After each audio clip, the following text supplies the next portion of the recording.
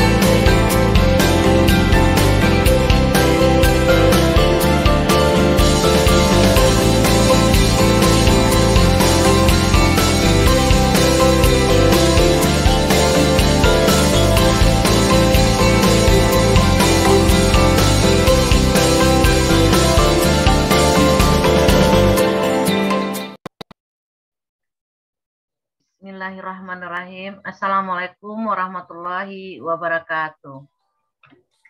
Waalaikumsalam warahmatullahi. Semangat pagi. Bagaimana kabarnya Bapak Ibu semua? Pada acara GTK Madrasah Kajian Keislaman Berbagi, semoga kita semua yang berada di sini diberi kesehatan oleh Allah Subhanahu wa taala. Dengan saya pagi ini Yeli Gusrita sebagai moderator pada kajian keislaman berbagi pagi ini, mendampingi Bapak Ibu semua dari awal acara sampai akhir. Alhamdulillah, alhamdulillahillazi arsala rasulahu bil huda wa dinil haqq. Liyuzhirahu 'ala dini kulli walau karihal musyrikun. Asyhadu an la ilaha illallah wahdahu la syarikalah wa asyhadu anna Muhammadan abduhu wa rasuluh sallallahu alaihi wasallam la nabiyya ba'da amma ba'du. Puji syukur, marilah sama-sama kita ucapkan kepada Allah Subhanahu wa taala karena berkat rahmat dan nikmat yang diberikan kepada kita, yakni nikmat hidup sampai saat ini, nikmat iman, nikmat sehat, sehingga kita dapat berkumpul di ruang Zoom yang berbahagia sebagaimana tiap hari kita laksanakan. Dengan segudang nikmat itu, kita sudah dapat sama-sama melangkahkan kaki, mengayunkan tangan, menyiapkan diri pagi ini pada pertemuan setiap pagi yang tak asing lagi bagi kita semua, yakni GTK Madrasah Berbagi Kajian Keislaman, yang rutin kita laksanakan dari Senin sampai Sabtu. Semoga Allah meridhoi kegiatan kita ini dan diberikan kelancaran, mulai dari awal sampai akhir acara ini hendaknya. Amin amin ya rabbal alamin. Selawat berserta salam tidak lupa kita kirimkan juga kepada Nabi kita Baginda Muhammad sallallahu alaihi wasallam, karena tuntunan beliaulah kita bisa seperti ini. Pagi-pagi sudah duduk di depan laptop masing-masing untuk bergabung pada bagian majelis ilmu yang dirahmati Allah. Semoga kita tidak lari dari pedoman hidup kita, yakninya Al-Quran dan Sunnah, sebagaimana yang kita lantunkan setiap saat dan waktu dalam hidup kita, dengan harapan mendapat syafaatnya. Amin, amin, ya Rabbal Alamin. Yang terhormat, Direktur Jenderal Pendidikan Islam Kementerian Agama Republik Indonesia, Bapak Profesor Dr. Ali Ramdhani, ST, PMT, Yang terhormat Direktur GTK Madrasah Kementerian Agama Republik Indonesia, Bapak Dr. Haji Muhammad Zain MAG.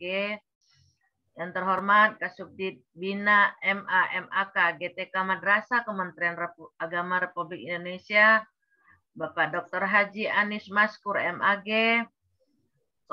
Koordinator Komponen 3 MQR Madrasah Reform Kementerian Agama Republik Indonesia, Bapak Dr. Ainur Rafiq MAG. Selanjutnya, penanggung jawab kajian pagi keislaman Direktorat GTK Madrasah Kementerian Agama Republik Indonesia, Bapak M. Muhammad Lutfillah MAG. Yang mulia, pemateri pada pagi ini yaitu Ustadz Munzi Ja'far SPD MPDI. Assalamualaikum Ustadz. Waalaikumsalam warahmatullahi wabarakatuh. Nah, Bapak Ibu yang berbahagia pada kajian keislaman pagi ini yang tidak bisa saya sebutkan namanya satu persatu dengan tidak mengurangi hormat saya kepada Bapak Ibu semuanya. Mengawali pagi ini, marilah kita buka dengan baca suratul Fatihah dengan harapan acara pagi ini berjalan dengan lancar dari awal hingga akhir hendaknya. Allah hadinya wa ala kulliyatun solihah. Al-Fatihah. Alhamdulillah.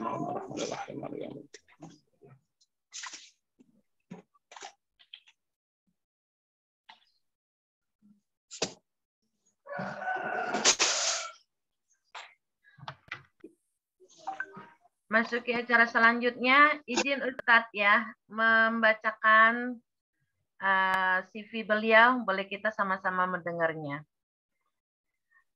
Nama Ustadz Munzi Ja'far, SPDI, MPDI. Tanggal lahir Demak 13 Oktober 1977. Tempat tugas MTS 3 Kulon Progo. HP boleh 081392731156. Email munzija'far77@gmail.com. Pendidikan riwayat pendidikan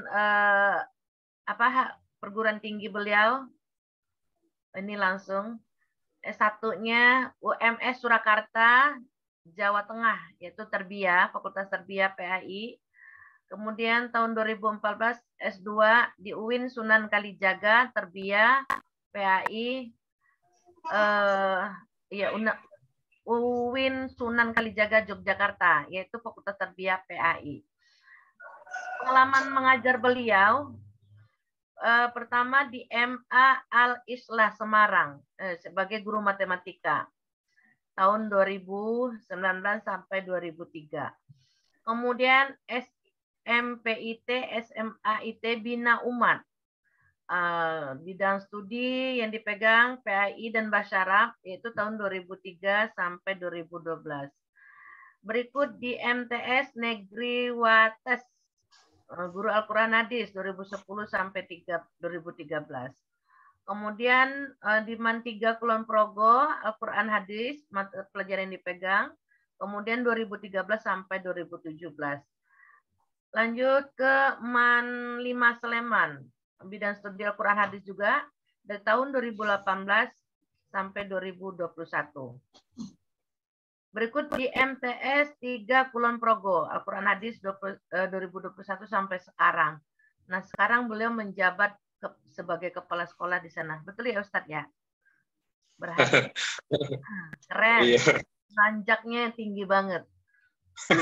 Karya ilmiah beliau, ini hebat, yaitu upaya meningkatkan keaktifan dan hasil belajar peserta didik kelas 11 IPA 2 MAN 1 Kali Bawang.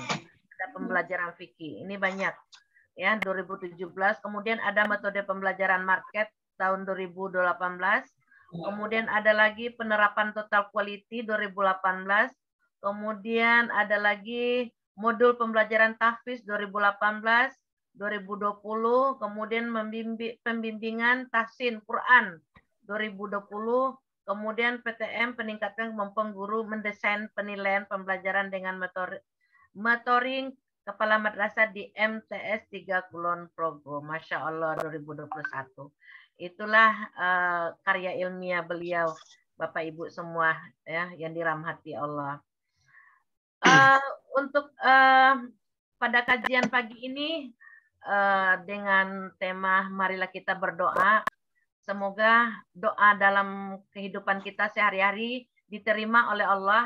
Mungkin ada cara-cara bagaimana cepat doa kita diterima, bagaimana syaratnya, apa yang kita lakukan sebagai hamba Allah yang bina ini meminta kepada Allah agar dijabah apa yang kita minta kepada Allah Subhanahu wa taala. Untuk itu dalam hal ini kita sama-sama penasaran. Marilah itu yang akan disampaikan oleh Ustadz Ja'far kita pada hari ini.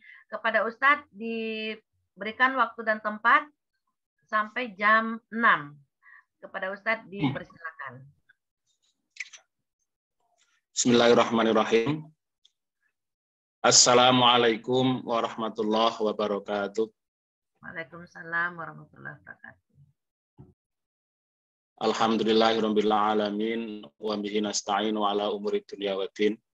Wassalatu wassalamu ala imamil muttaqin sayyidina wa maulana Muhammadin wa ala alihi wa sahbihi ajma'in. Qala Allah ta'ala fil Qur'anil Karim, a'udzu billahi minasyaitonir rajim. Wasta'inu bis-sabri was-shalah wa innaha lakabiratun illa 'alal khashiyin. Amma ba'd. Yang kami hormati Direktur Jenderal Pendidikan Islam Kemenak RI Profesor Dr. Ali Romdoni. Yang kami hormati Bapak Direktur GTK Madrasah Kemenak RI Bapak Dr. Haji Muhammad Zain MAG, kemudian Kasubdit Bina MA MAK GTK Madrasah Kemenak RI Bapak Dr. Haji Anis Mashkur MAG, kemudian yang kami hormati Koordinator Komunan 3 MEGR Madrasah Reform Kemenak RI Bapak Dr. Ainur Rafiq MAG, kemudian yang kami hormati pula penanggung jawab kegiatan keislaman Direktur GTK Madrasah Kemenak RI Bapak Dr. Muhammad Lutfillah MAG, insya Allah dari Mandua Lamongan Jawa Timur. Kemudian Bapak hadirin, Bapak Ibu semuanya, peserta kajian pagi keislaman dari 34 provinsi se-Indonesia yang mudah-mudahan semuanya senantiasa dalam lindungan Allah Subhanahu wa taala. Amin amin ya rabbal alamin. Bapak Ibu yang kami hormati, mohon izin untuk menge-share materi.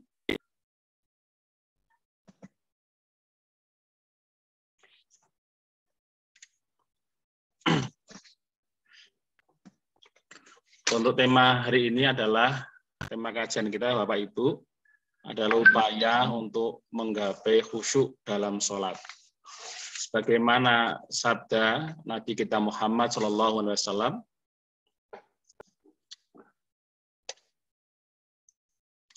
Sallu kama ra'aitumuni usolli. Sholatlah kalian sebagaimana kalian melihat aku sholat. Bapak Ibu, kemudian siapa orang mukmin yang beruntung? Ini Bapak Ibu, ini penting sekali kajian upaya menggapai kekhusyukan sholat ini. Meskipun kita sudah sekian ribu sholat, tapi tidak mudah ternyata untuk bisa melaksanakan sholat dengan khusyuk. Kemudian juga harapannya juga nanti bisa menular ke anak didik kita agar di madrasah ini juga muncul generasi penerus yang anak kita yang punya tanggung jawab baik terhadap sholatnya. Karena di lapangan itu tidak mudah ternyata untuk memunculkan kemandirian anak dalam tanggung jawab anak dalam sholat ini. Terlebih sampai bisa menggapai makom khusyuk dalam menjalankan sholatnya. Bapak Ibu yang kami hormati rahimakumullah, langsung saja kepada ke materi. Pertanyaan ini, Bapak Ibu, siapakah orang mukmin yang beruntung? Dalam surat Al-Mu'minun ayat 1-2 disebutkan, A'udzubillahi minasyaitonir rajim, bismillahirrahmanirrahim. Qad aflahal mu'minun alladzina hum fi shalatihim khashi'un. Sungguh beruntung orang-orang yang beriman, yaitu siapa? Orang yang khusyuk dalam menjalankan sholatnya. Perintah khusyuk, Bapak Ibu, ini juga terdapat di surat Al-Baqarah ayat 238. Wa qumu lillahi qanitin. Peliharalah semua sholatmu dan peliharalah sholat wusta. Jumhur ulama menyebutkan sholat wusta adalah sholat asar, ya. Kemudian tunaikanlah sholatmu dan berdirilah, maksudnya adalah tunaikan sholat lillahi karena Allah, qanitin, dengan khusyuk. Jadi Bapak Ibu, khusyuk ini merupakan suatu perintah, ya, bahkan di kitab Minhajul Muslim bahwa di antara syarat sahnya sholat adalah harus khusyuk. Kemudian Bapak Ibu, pertanyaannya adalah apa itu khusyuk dan bagaimana caranya agar sholat kita bisa khusyuk. Ini pertanyaannya, apa itu khusyuk dan bagaimana caranya agar kita dalam melaksanakan sholat bisa khusyuk. Apa itu khusyuk? Kata khusyuk berasal dari akar kata khosya'a yakhsya'u khusyu'an. Menurut terminologi bahasa adalah banyak memiliki makna, ya, atau arti. Bisa berarti tunduk, takluk, menyerah, hina, takut, merendahkan suara, dengan tentram dan sebagainya. Ini sebenarnya mu'jamul wasit. Kemudian kata khusyuk dalam Al-Qur'an ini ternyata juga banyak sekali, ditemukan 17 kali di berbagai surat dengan konteks dan makna yang berbeda-beda. Artinya ini menegaskan tentang pentingnya kita memperhatikan kekhusyukan kita dalam melaksanakan sholat. Berikutnya Bapak Ibu, dijelaskan ini dari berbagai tempat itu yang bermakna merendahkan suara, ini dalam surat Toha ayat 108. Yauma idzi yattabi'una da'iya yauma idzi yattabi'una da'iya la iwajalah wa khasyantil aswatir rahmani fala tasma'u illa hamsa. Ini bermakna merendahkan diri. Pada hari itu mereka mengikuti panggilan penyeru malaikat atau malaikat tanpa berbelok-belok membantah dan semua suara tertunduk merendah ini kepada Allah, kepada Tuhannya. Ini adalah khusyuk bermakna merendahkan suara. Kemudian khusyuk juga punya makna yaitu merendahkan hati Bapak Ibu. Ini di surat wa ma unzila ilaihim khasyi'ina lillah. Saya percepat saja Bapak Ibu. Kemudian khusyuk juga punya makna menundukkan pandangan. Ini di surat Al-Qamar ayat 7. Khusya'an absaruhum yakhrujuna minal ajdathi ka'annahum jaradum muntashir. Pandangan mereka tertunduk ketika mereka keluar dari kuburan, seakan-akan mereka belalang yang berterbangan. Ini khusyuk bermakna menundukkan pandangan. Kemudian Bapak Ibu, khusyuk juga punya makna terhina, tunduk terhina. Ini dalam ayat Asy-Syu'ara, surat Asy-Syu'ara ayat 45.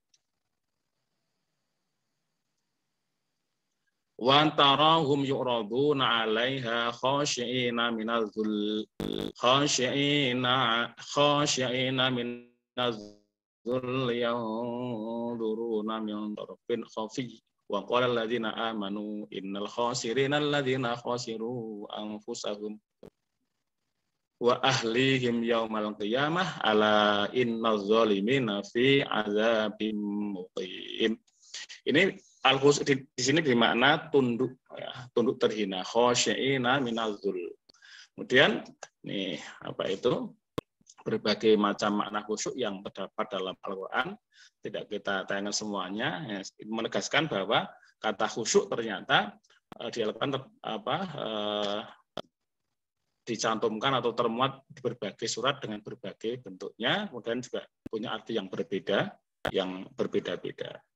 Kemudian Bapak Ibu, untuk lebih mendalami makna khusyuk, kemudian ini dalam surat Al-Mu'minun, qad aflahal mu'minun, sungguh beruntung orang-orang yang beriman, yaitu alladzina hum fi sholatihim khashi'un.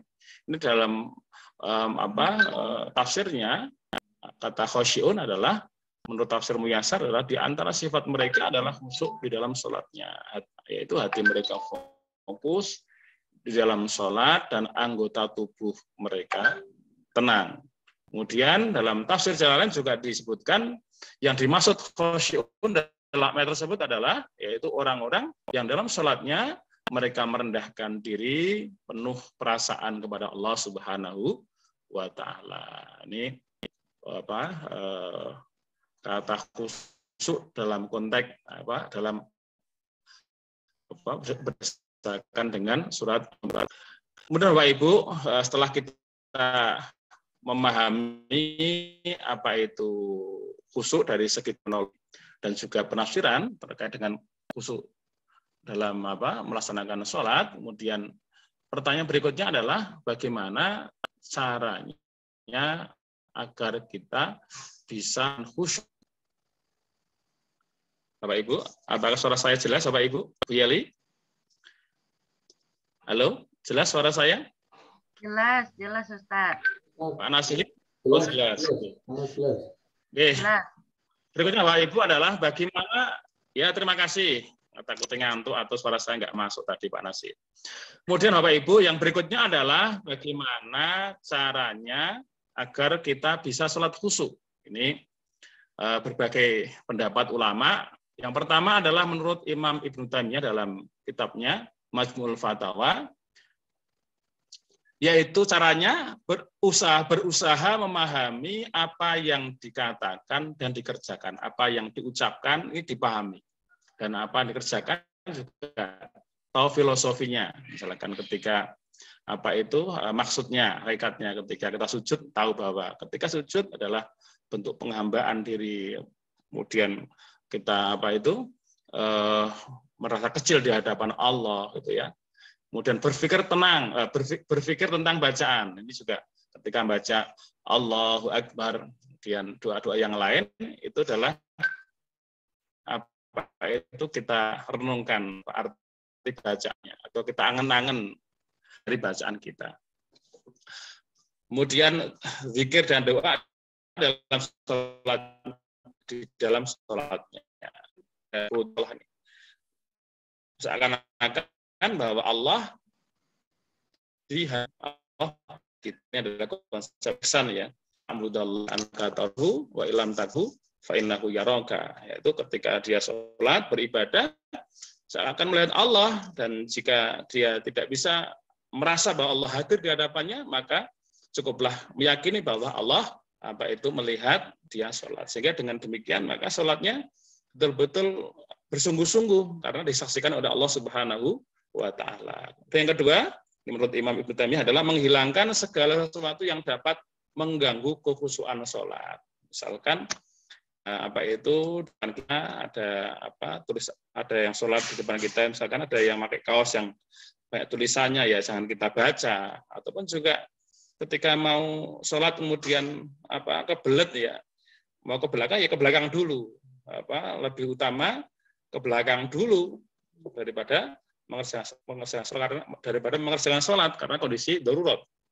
Ataupun yang lain, misalkan ketika mau sholat hidangan makan siang siap, ya malah yang diutamakan adalah Bu Yeli, sholat itu makan dulu Bu Yeli. Ketika kita ada adzan, kemudian makanan sudah siap, ya kita bagaimana kira-kira? Apa makan dulu atau makan dulu apa sholat dulu? Dalam konteks ini, ketika dia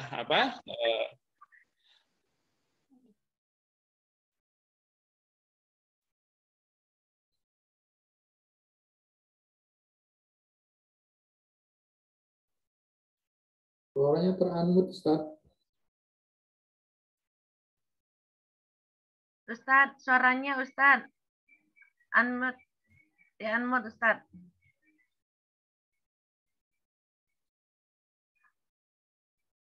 Mic-nya Ustaz.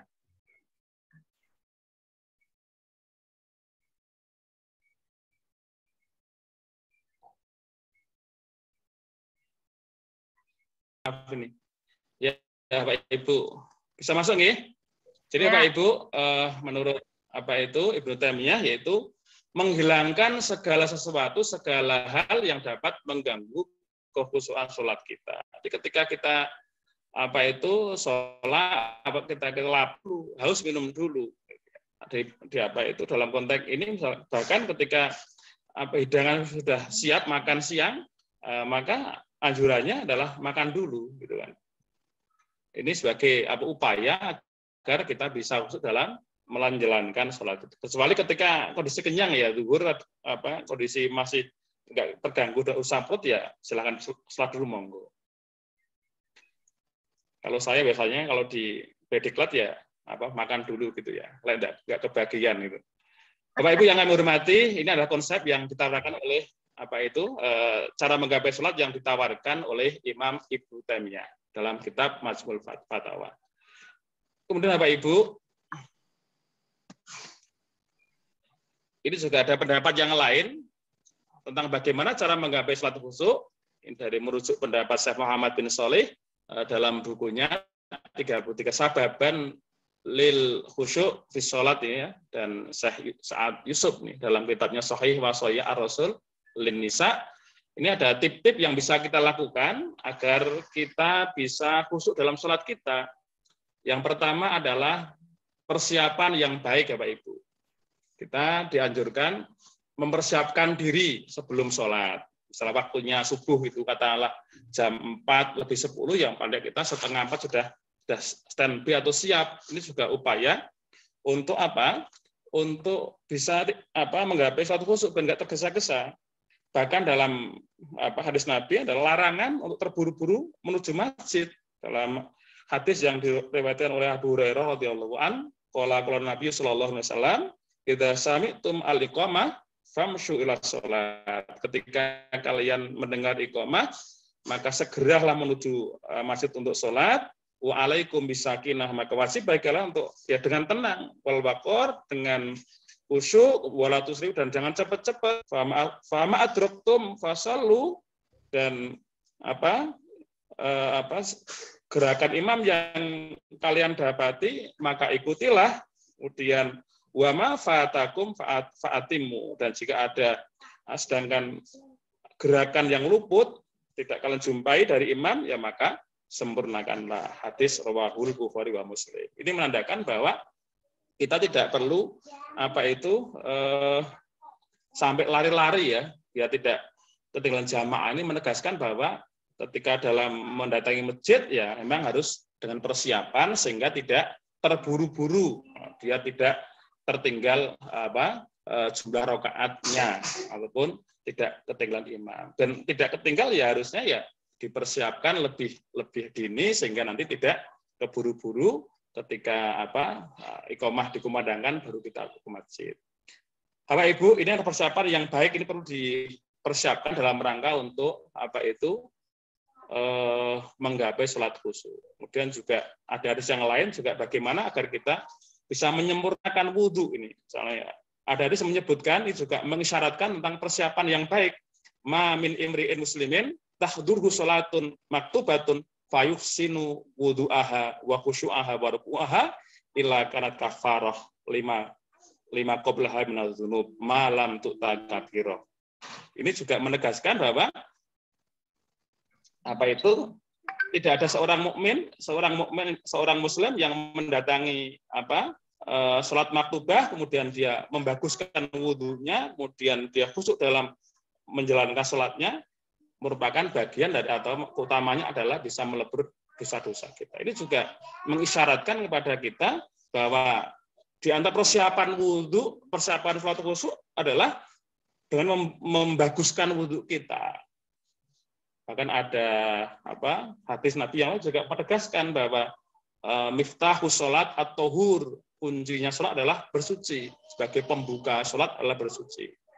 Wa tahrimuha at-takbir, kemudian dibuka dengan takbir, wa tahliluha at-taslim. Ini juga menegaskan bahwa sesuci itu penting dalam rangka untuk membuka sholat, dan juga ketika kita bersuci berwudu dengan baik, ini juga bisa mengantarkan sholat kita bisa khusyuk, Bapak Ibu.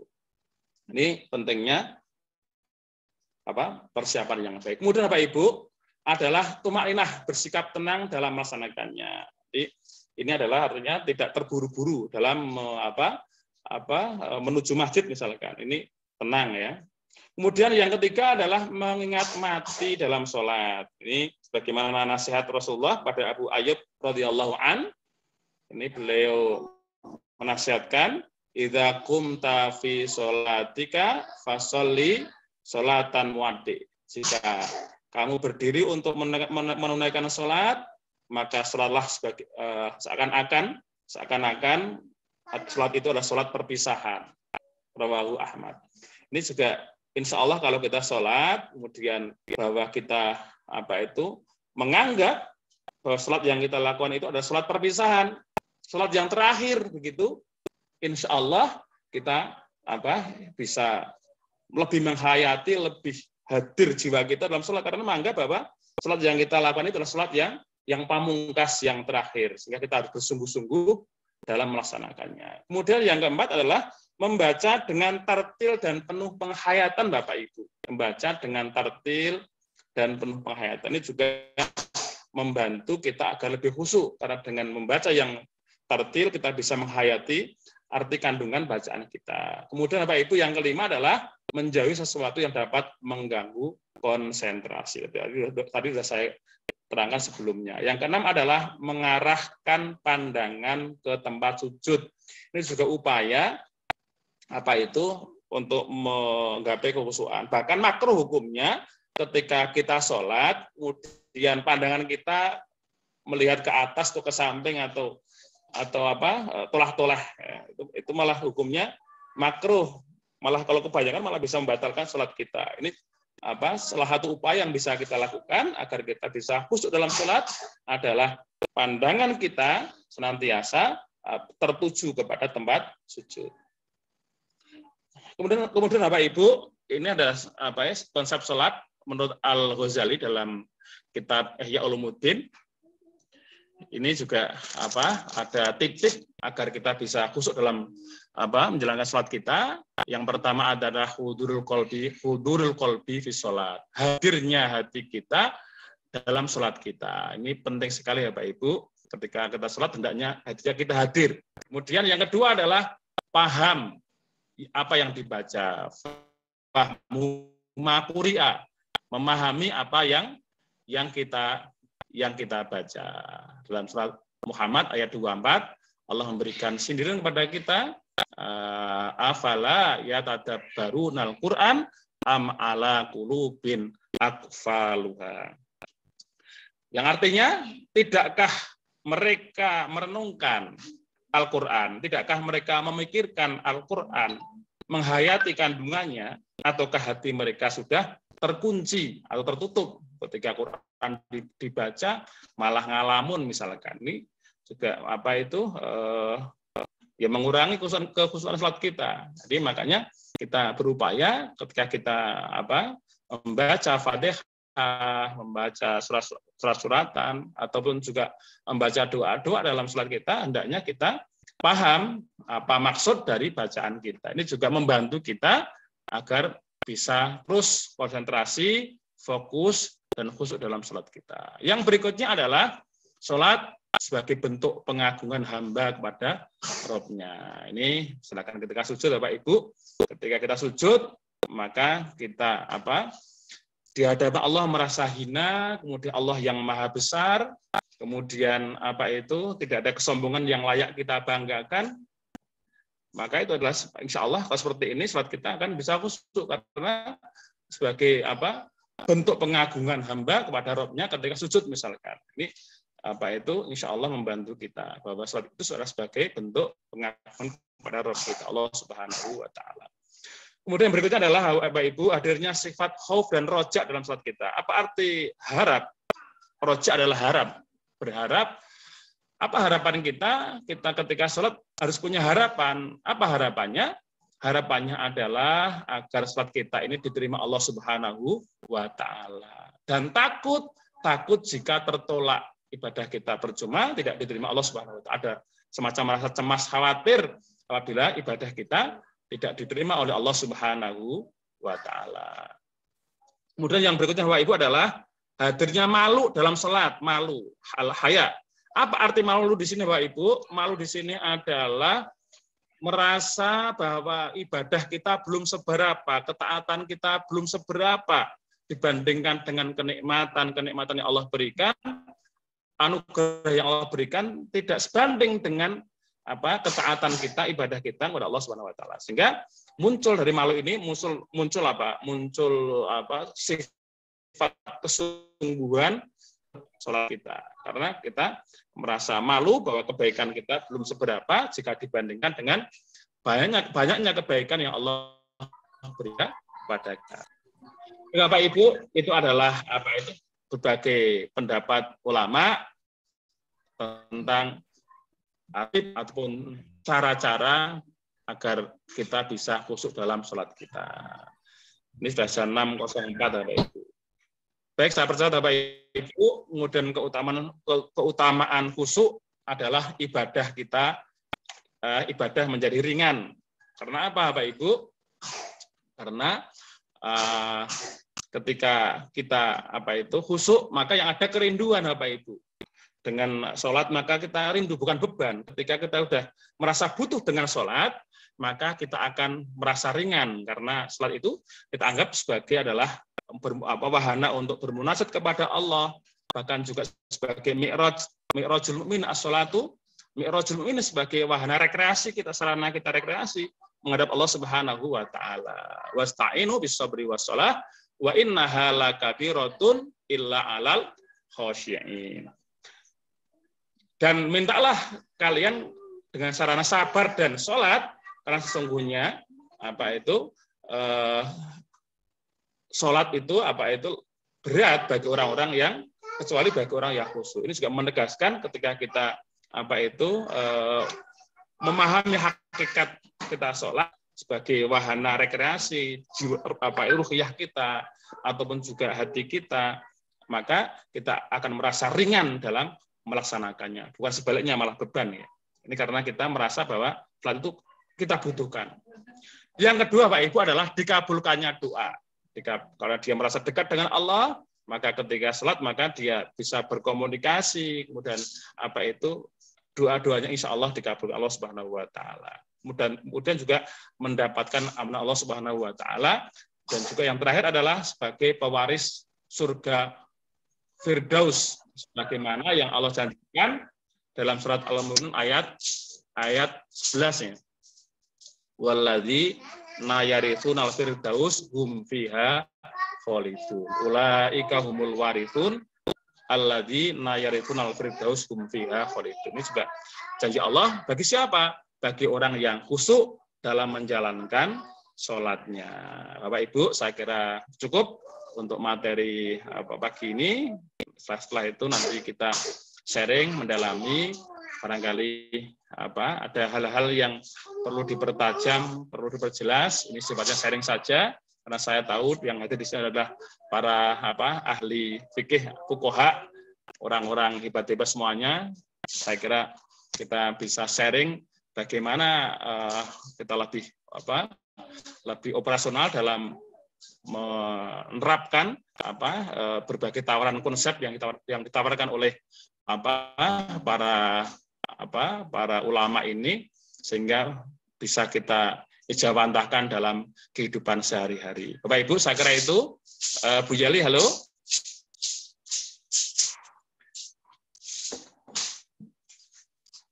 Ya, Ustaz. Oke, Bu Yali, saya kira cukup. Selanjutnya adalah kita kembalikan kepada moderator. Monggo Bu Yali. Terima kasih Ustadz, Masya Allah pencerahannya pagi ini. Kita semua harapannya setiap hari berdoa, setiap hari melaksanakan ibadah sholat wajib, ibadah sunnah, dengan harapan semua diterima oleh Allah Subhanahu Wa Taala. Dengan khusyuk yang yang lebih kusuk lagi bagaimana kita mendapatkan nikmatnya berdoa kepada Allah Subhanahu wa taala seperti yang telah disampaikan oleh Ustadz Ja'far tadi. Bapak Ibu yang dirahmati Allah, mungkin banyak hal yang perlu kita diskusikan di sini sama Ustadz. Boleh Bapak Ibu raise hand. Kemudian ada Ustadz satu pertanyaan dari chat, yaitu dari siapa ini? Dari Bapak apa Ibu NY ya. Begini Ustadz Ja'far, sholat itu sampai saat ini kan nggak ada manasiknya ya, sama dengan kayak haji. Nah, nggak ada manasiknya. Kalau haji kan ada manasiknya besar-besaran, tetapi sholat enggak. Padahal apa namanya di PAUD, nah kita memberikan pembelajaran kepada anak-anak kita seperti itu. Nah, padahal amal yang utama itu adalah sholat. Nah, kira-kira bagaimana tipsnya supaya manasik sholat juga jadi program utama di dalam PAUD, Ustadz gitu. Nah, silakan Ustadz. PAUD ya. Ya. Ya. Terima kasih. Silakan Ustadz. Yeli, terima kasih. Langsung saja nggih. Kita tanggapi. Terima kasih atas pertanyaannya. Saya kira sepakat ya. Kalau haji, ada manasik haji, ada latihannya begitu. Dan sebetulnya sholat juga perlu dilatih. Karena sekarang banyak anak-anak kita di madrasah, baik jenjang MTS maupun aliyah, ternyata tidak tahu hal-hal yang membatalkan sholat. Contoh ketika tertawa, guyon, bercanda itu ternyata juga bisa membatalkan sholat. Bahkan mereka masih banyak anak kita yang nggak hafal bacaan sholat, Willy, Bapak Ibu. Yeah. Banyak anak kita kalau kita lebih dalami lagi bacaannya nggak hafal, apalagi sampai artinya. Kalau ini tidak terpenuhi, tidak hafal dan tidak tahu artinya ya sangat sulit sekali untuk bisa khusyuk. Saya kira setuju sekali, Willy, perlunya kita mengadakan semacam kaifiatus sholah ya, praktek sholat, latihan sholat, agar anak kita siap. Ini masalahnya di kurikulum aliyah itu tidak ada bab kade sholat, Bu Yeli. Di materi kita fikih itu tidak ada kade sholat, yang ada biasanya langsung zakat, kemudian zakat, haji. Kade sholat itu di jenjang MTS atau di MI, sehingga anak-anak kita ya wajar kalau yang hadir, yang anak kita MTS itu bukan dari lulusan MI, anak kita yang aliyah bukan dari MTS, itu kan ada terpotongnya kebutuhan anak ya. Harusnya anak kan dari MRA, MI, MTS, MA kan begitu. Cuman faktanya anak kita seperti itu dari umum ke madrasah. Padahal dikiranya yang anak masuk madrasah itu sudah bisa sholat. Ternyata banyak anak kita yang masih banyak yang belum hafal bacaan sholat, terlebih adalah memahami arti bacaan sholat. Begitu Bu Yeli, saya sangat setuju perlunya terkait manasik sholat. Iya, ini perlu ya Bapak Ibu kita pahamin semua, karena dari sejak dini itu perlu pemahaman tentang tidak hanya sholat dan gerakannya saja, tetapi juga maknanya yang harus kita sampaikan kepada anak didik kita. Ini satu lagi Ustadz, sebelum yang raise hand, untuk mencapai khusyuk itu Ustadz berusaha untuk memejamkan mata. Nah, apakah ini dibolehkan Ustadz gitu? Bagaimana dalam pelaksanaan sholat? Dan sekaligus dipersilakan kepada Pak Seproni Hidayat. Ya, silakan. Terima kasih Ibu moderator dan juga narasumber yang luar biasa. Tertarik tadi dengan istilah manasik sholat ya. Memang ini harus betul-betul kita perhatikan karena sholat itu merupakan tolak ukur diterima dan ditolaknya amal kita. Jadi nampaknya ini harus sistemik juga ini dari mulai seleksi peserta didik ya. Kalau madrasah ibtidaiyah itu saya pikir memang itu mendasari saja kan pengenalan tentang sholat-sholat secara umum. Tapi nanti kalau sudah tingkat MTS dan aliyah itu sudah mulai mendalami tentang sholat. sebaiknya memasuki MTS dan Alia ini harus ada tes uji kompetisi sholat sampai sejauh mana. Karena dikhawatirkan tadi itu, ketika anak masuk MTS, bisa saja yang awalnya dari SD atau masuk Alia, apalagi anak itu dari SD, SMP, dari sekolah gitu ke madrasah, pasti akan sedikit jauh juga itu tentang pemahaman sholat. Saya terinspirasi juga barusan dengan ada ide-ide tadi. Sebaiknya memang ada uji kompetensi di samping baca tulis Quran juga sholat. Misalnya mereka harus paham tentang rukun sholat ada berapa gitu kan. Tadi masalah yang membatalkan, syarat-syaratnya. Karena ini memang dipandang materi yang sangat esensi. Itu saja barangkali masukan, mudah-mudahan ini didengar oleh pemegang kebijakan ya yang kompeten. Jadi nanti ada uji kompetensi tentang pemahaman sholat atau ilmu sholat. Terima kasih, itu sumbangsi saja. Terima kasih Pak Safroni. Terima kasih Bu Yeli. Ya. Assalamualaikum warahmatullahi wabarakatuh. Waalaikumsalam warahmatullahi wabarakatuh. Silakan Ustadz Ja'far langsung ditanggapi. Makasih Bu Yeli atas pertanyaannya. Yang pertama tentang hukum memejamkan mata ketika sholat. Hukum memejamkan mata ketika sholat itu adalah makruh dalam perspektif fikih ya. Jadi ketika kita malah yang disunahkan adalah malah melihat tempat sujud. Sehingga yang disunahkan adalah melihat tempat sujud. Sehingga kalau memejamkan mata hendaknya ya dihindari karena memang itu kategori makruh dalam fikih sholat. Kemudian yang berikutnya adalah ini Pak Safroni ya, Pak Safroni Hidayat ini hanya menegaskan terkait dengan perlunya atau pentingnya ada uji kompetensi kemampuan anak ketika mau masuk dan syukur mau lulus juga diuji.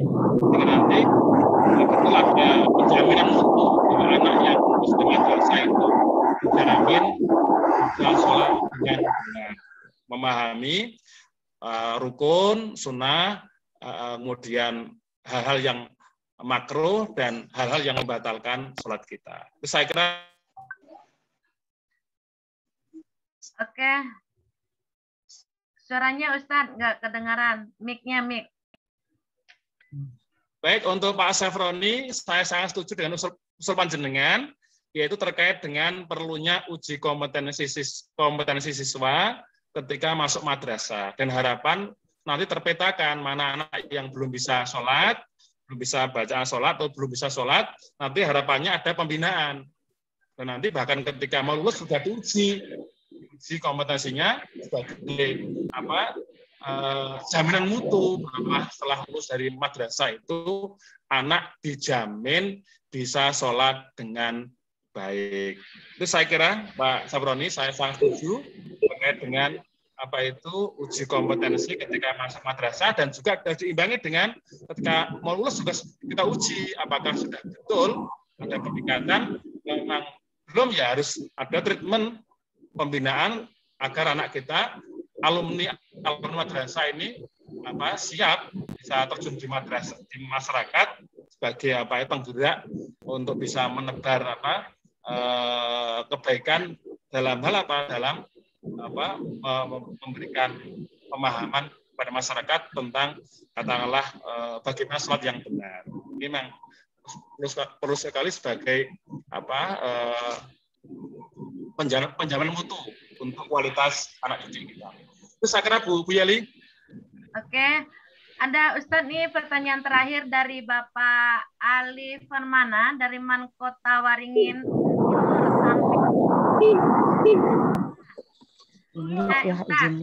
Kira-kira tanda-tanda yang bisa kita rasakan ketika sholat kita khusyuk atau tidak khusyuk.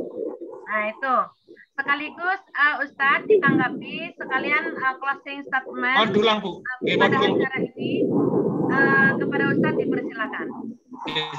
Bu Yeli mau diulang Bu Yeli. Pertanyaan mau diulang. Kira-kira tanda-tanda yang bisa kita rasakan ketika sholat kita khusyuk atau tidak khusyuk. Nah gitu Ustadz. Jadi Oke. dalam melaksanakan sholat, apa kira-kira yang kita rasakan dalam keadaan kusuk? Nah, apa perasaan di badan kita? Kemudian kalau nggak Betul. kusuk, kenapa gitu? Nah, sekalian Ustadz Ja'far tanggapi dan sekalian closing statement pada acara kajian berbagi kali ini. Silakan Ustadz. Oke, terima kasih Ibu. Makasih Bu Yeli. Jadi Pak Ibu, untuk tanda kusuk tidak ada, yang bisa dirasa adalah yang melakukan, yang tahu apakah kita kusuk apa tidak itu Allah Subhanahu wa taala. Di antara indikatornya barangkali kita merasa tenang tentram. Minimal lega lah habis salat itu. Kita merasa nyaman.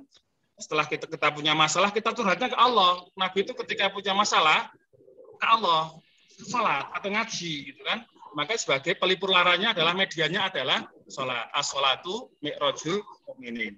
Yang berikutnya Bapak Ibu sekalian adalah harapannya adalah salat kita itu bisa menjadi pencegah ya. Inna sholata tanha 'anil fahsya'i wal munkar. Apa harapannya adalah setelah sholat harapan adalah perilaku kita baik. Perilaku kita baik bisa memengaruhi perilaku kita dalam bertutur kata, bersikap kita lebih baik lagi. Harapannya ini insya Allah ketika kita sholat merasa tenang, hati kita tenang, merasa dekat dengan Allah, kemudian ada perubahan perilakunya lebih baik, itu insya Allah sebagai indikator kita telah mendapatkan kehusuan sholat kita. Baik Bapak Ibu, saya kira sebagai statement akhir Bapak Ibu bisa kami sampaikan Bapak Ibu yang berbahagia rahimakumullah bahwa sholat khusyuk itu merupakan cita-cita setiap orang yang beriman. Sholat khusyuk adalah memusatkan semua pikiran dan panca indera termasuk hati kita untuk bermunajat kepada Allah Subhanahu wa taala. Agar bisa khusyuk Bapak Ibu, modal utamanya adalah harus berilmu. Mengerti hakikat kita sholat, mengerti ilmu syariat kita, tahu rukun-rukunnya, tahu sunnah-sunnah sholat, tahu hal-hal yang membatalkan sholat kita ilmuni. Kemudian juga juga tahu fadilah keutamaan sholat kita. Kemudian persiapan yang baik juga menentukan kualitas sholat kita. Dan terus berusaha agar sholat kita bisa. Baik Bapak Ibu, demikian yang bisa kami sampaikan. Lebih kurangnya mohon maaf. Mudah-mudahan bermanfaat untuk kita semuanya dan kita bisa mengamalkannya dalam kehidupan sehari-hari dan insya Allah kita tergolong termasuk hamba Allah yang beriman, yang bagaimana firman Allah,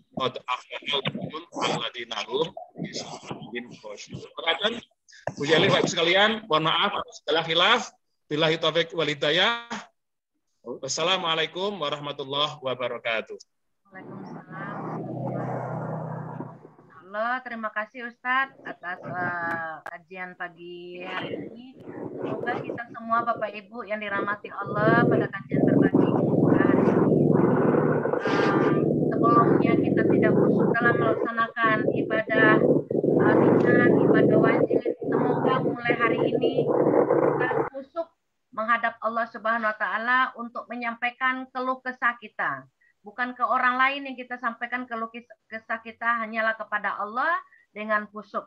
Seperti tips-tips dan cara-cara, kemudian langkah-langkah yang disampaikan oleh Ustadz kita tadi. Semoga ilmunya barokah pada pagi hari ini buat kita semua. Amin, amin, ya Rabbal Alamin. Dengan berakhirnya apa yang disampaikan Ustadz tadi, berakhir pula acara kita pada pagi hari ini.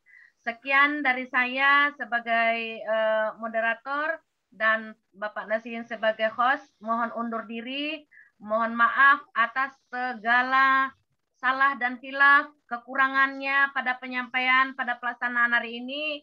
Mohon maaf yang sedalam-dalamnya Bapak Ibu yang dirahmati Allah semuanya. Amin, amin, ya Rabbal Alamin. Baik, kita tutup dengan kajian kita dengan bacakan doa kafaratul majelis.